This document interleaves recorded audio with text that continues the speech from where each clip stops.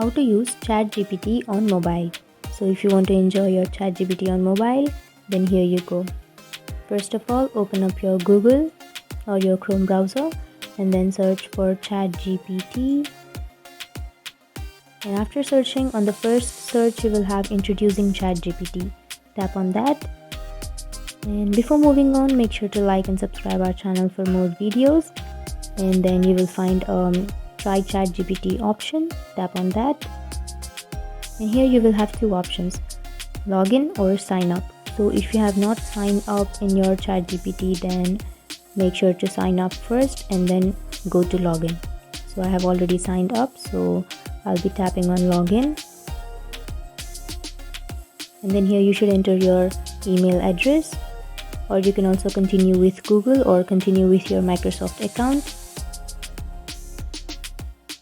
And after that you should enter your password, and after entering your password you can tap on continue. And boom, that's it guys, you have logged into your ChatGPT. And now you can type in a message, like anything that you would like. You can ask a question and then ChatGPT will generate the answer.